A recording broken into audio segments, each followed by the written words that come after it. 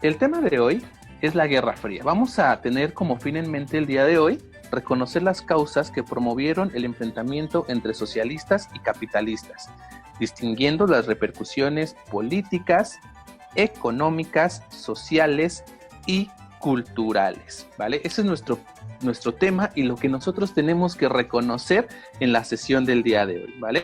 Entonces, primero tenemos que hablar un poquito del desarrollo de la posguerra. Sabemos que la posguerra es el periodo que está después de la Segunda Guerra Mundial. Obviamente, después de la Segunda Guerra Mundial viene una serie de transformaciones bastante fuertes, bastante grandes, bastante importantes. Primero, pues se va a dar la rivalidad entre las potencias, principalmente dos, la URSS y Estados Unidos, a lo que se le va a conocer como la Guerra Fría. Este periodo va a abarcar desde 1945 hasta 1991. Realmente son varios años en los que estas transformaciones van a ser importantísimas para el rumbo que va a tomar el mundo. Las cosas se van a ver bastante interesantes en este proceso, ¿vale? Entonces ya sabemos qué es la Guerra Fría, pero ¿quiénes participaban en la Guerra Fría? La Guerra Fría estaba dividida en dos bloques, el bloque capitalista y el bloque socialista. Los capitalistas pues estaban dirigidos por Estados Unidos, mientras que los socialistas estaban dirigidos por la Unión Soviética. Había situaciones muy importantes y específicas en cada una de los bloques. Por ejemplo, de los capitalistas, el Plan Marshall, que se encargaba o que buscaba la reestructuración de Europa y de Estados Unidos en cuanto a economía y demás, después de todo lo que ocasionó la Segunda Guerra Mundial.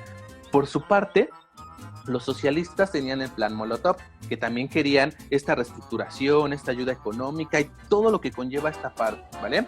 Entonces, ya tenemos ahí las principales características, pero también estos bloques van a generar alianzas bastante importantes. Por ejemplo, los capitalistas van a generar la OTAN, que va a ser la principal organización en unión entre varios países. Esta se forma en 1949. Pero, como esta era una competencia en ver quién era la mayor hegemonía o ver qué potencia tenía el mayor poder, pues mientras uno hacía una cosa, el otro inmediatamente trataba de hacer algo similar. El punto es ver ahí quién era mejor que el otro haciendo esta parte de estrategias.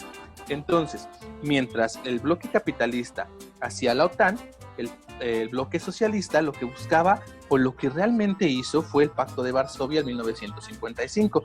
Ahí empezamos a ver esta competencia entre estos dos bloques, que se va a generar una situación bastante compleja con el paso de los años. Tenemos también cuáles son las principales características de esta Guerra Fría. Primero, pues está el uso de la propaganda. La propaganda que era tratar de atraer los seguidores, tratar de ver qué países podían unirse a las alianzas para hacer el bloque más fuerte y tratar de ganarles al otro. Esa es una de las características importantes, pero también estaba la competencia espacial. Querían ver quién era el primero que lograba conquistar el espacio, o al menos lanzar los satélites, ¿vale? Por ejemplo, la URSS fue la que lleva al espacio al primer ser vivo, que en este caso era una perrita que se llamaba Laika. Y Estados Unidos también hace lo suyo, pero Estados Unidos tiene como el primer punto a su favor porque logra llegar a la Luna en 1969. Entonces ahí tenemos la parte importante de todo este conflicto. Pero no solamente quedaba ahí, sino que también querían buscar otras situaciones que les dieran más poder y más ventaja sobre el otro. Y es así que llegan a la carrera armamentista. Es decir, van a empezar a crear armas con el propósito de ser mejores que los otros. Por si llegara a haber un conflicto, estuvieran realmente preparados para esta situación. Esto obviamente va a generar un descontrol importante. La gente va a empezar a sentir miedo. Imagínense, ¿no? Una tercera guerra mundial con armas nucleares. Si lo que pasó en Japón fue devastador, imagínate si todos empiezan a lanzar armas nucleares que afecten no solamente a una ciudad, sino que tengan repercusiones en grandes territorios. Entonces realmente la gente empezaba a vivir tensiones, empezaba a vivir con miedo. Y otra de las características importantes de la Guerra Fría, pues es el espionaje. Empiezan a tener ciertas características donde prácticamente no se iba a confiar en nadie.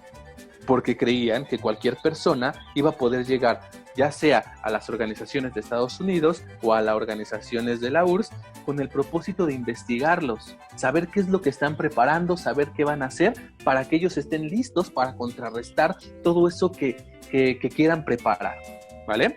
Entonces ahí tenemos estas características, pero una característica muy importante es la descolonización, porque se genera un proceso en el que las colonias, principalmente de Inglaterra, de Francia, que se encontraban en África y en Asia, pues empiezan a buscar su libertad.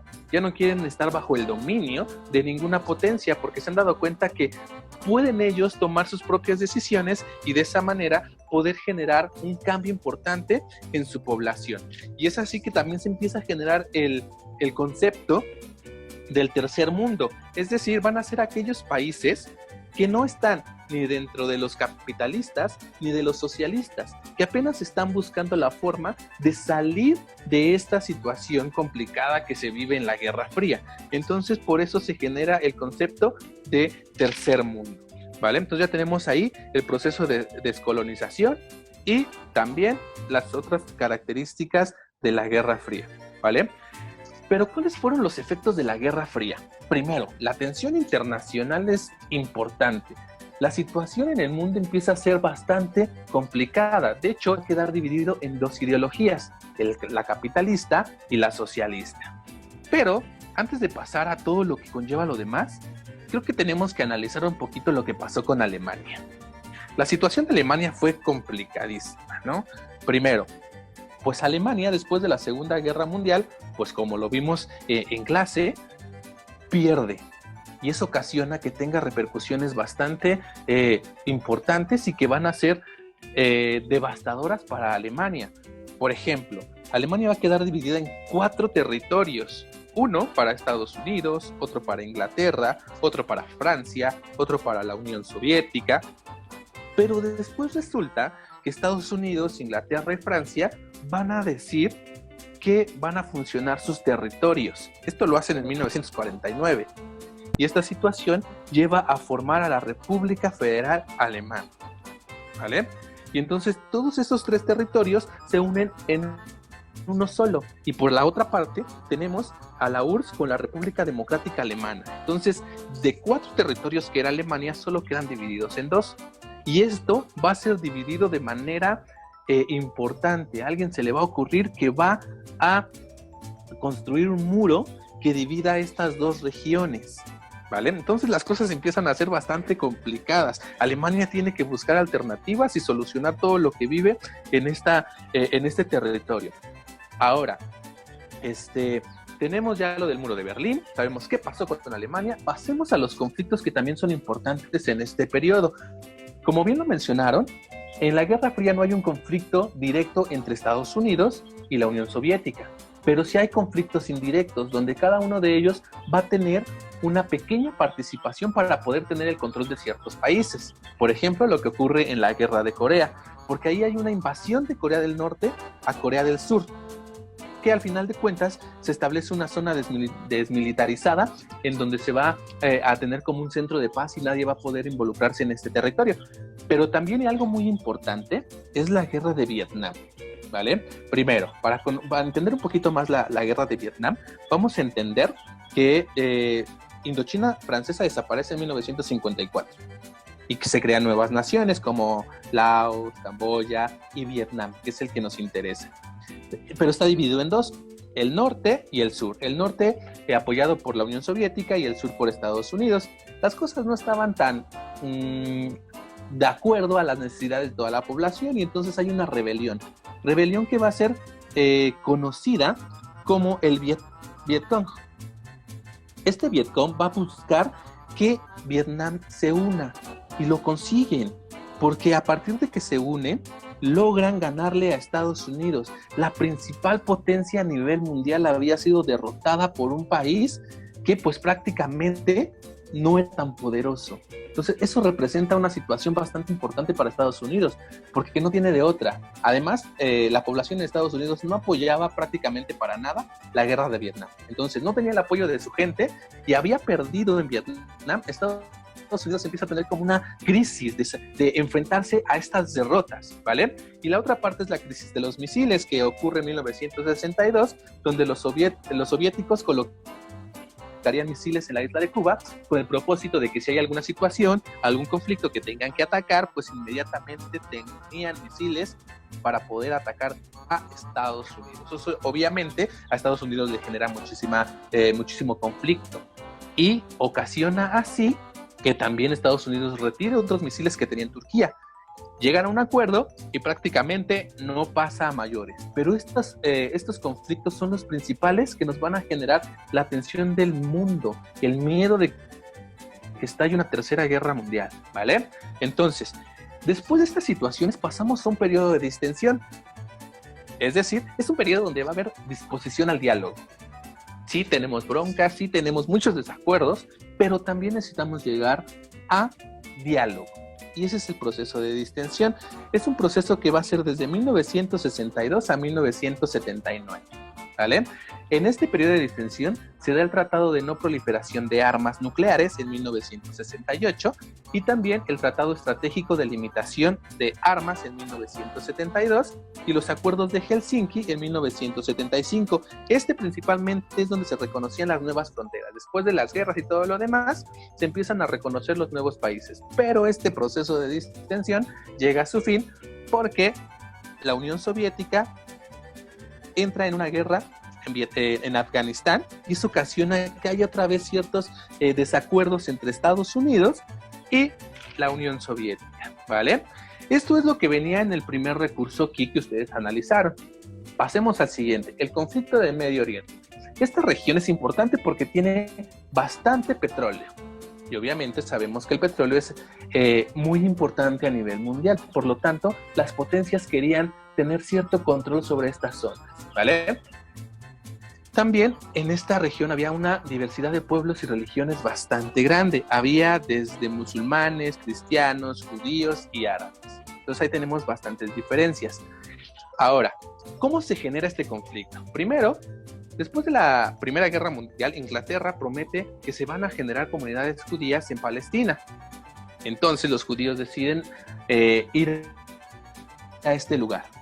Y posteriormente se genera lo que se conoce como éxodo. Es decir, que los judíos van a buscar que se cree un propio estado para ellos.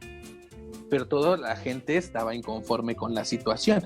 Por eso la Liga Árabe, que se crea en 1945, está en contra de esta situación. El conflicto entre los judíos y la Liga Árabe va a empezar a ser bastante fuerte. Inglaterra no va a saber qué hacer para solucionarlo. Entonces pide ayuda de la ONU. Y lo que hacen es dividir a Palestina en dos territorios. El 47% del territorio va a ser para Palestina y el 53% del territorio va a ser para Israel. Obviamente esto no le gusta para nada a los árabes. Y esto ocasiona que haya un conflicto constante entre ellos dos. Años más tarde, se hace la situación del reconocimiento del Estado de Israel. El 14 de mayo de 1948, el líder judío proclama el nacimiento del Estado de Israel. Esto obviamente va a provocar conflictos a nivel de estos dos países que se están creando, Israel contra Palestina. La ONU va a tratar de intervenir, pero no lo va a hacer con éxito. De hecho, la situación va a ser un poco complicada porque se generan más conflictos. Por ejemplo, la situación del petróleo, empiezan a haber guerras, empieza a haber conflictos entre los países de estas regiones. La ONU hace lo que puede para poder llegar a acuerdos de paz y tranquilidad entre esas dos naciones, pero no lo consigue. Por lo tanto, el conflicto en Medio Oriente sigue estando presente, ¿vale? Esta situación es parte importante porque nos va a ayudar a entender todo lo que sigue después de este proceso.